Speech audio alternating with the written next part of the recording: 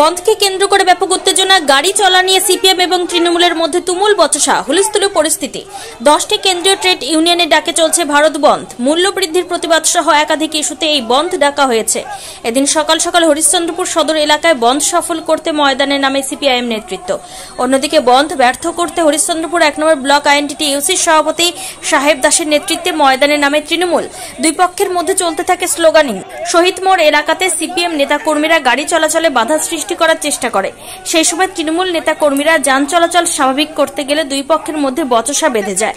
চলতে থাকে তুমুল বাগবিতণ্ডা, ছড়িয়ে পড়ে উত্তেজনা। পরবর্তীতে হরিশ্চন্দ্রপুর থানার পুলিশ পরিস্থিতি নিয়ন্ত্রণে আনে। এখন বন্ধের তেমন প্রভাব নেই, এলাকায় যান চলাচল মোটামুটি স্বাভাবিক।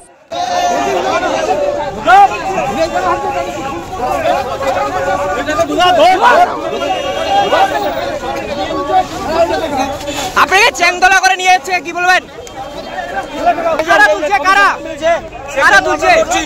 পুলিশ কি অন্যায় করছে? হ্যাঁ, পুলিশ অন্যায় করছে। আমরা এলআইসি স্বার্থে লড়ছি, আমরা কোনো রাজনৈতিক সংস্থা নয়।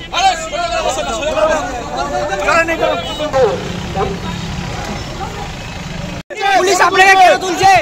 পুলিশ কেন তুলছে আপনাকে? পুলিশ কেন তুলছে আপনাকে? ফোন করতে এসেছিলেন, ফোন সফল করতে এসেছিলেন, বলছি কেন তুলছে? পুলিশ কেন তুলছে?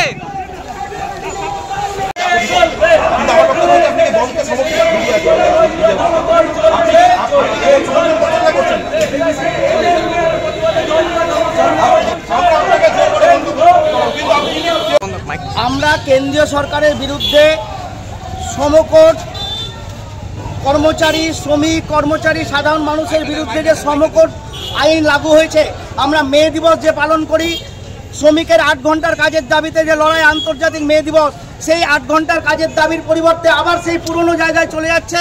8 ঘন্টার জায়গায় 12 ঘন্টা কাজ করতে হবে, অসংগঠিত করতে তো আরো বেশি কাজ করতে হবে, ইউনিয়ন করার অধিকার থাকবে না। এর বিরুদ্ধে আমরা কেন্দ্রীয় সরকারের বিরুদ্ধে এই ধর্মঘট ডেকেছি।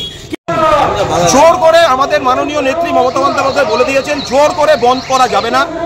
আমরা এই সিপিএম এর হারমাত বাহিনী যারা জোর করে বন্ধ করতে চাইছে, আমরা তার বিরোধী, জোর করে বন্ধ করা যাবে না। সাধারণ মানুষ সমর্থন করেনি, কারণ গাড়ির চাকা ঘুরছে, দোকানপাট সব খোলা আছে, সাধারণ মানুষ সমর্থন করেনি। এখন আতস কাজ দিয়েও খুঁজে পাওয়া যায় না, অতএব সাধারণ মানুষ সমর্থন করার কোনো প্রয়োজন নেই। আমরা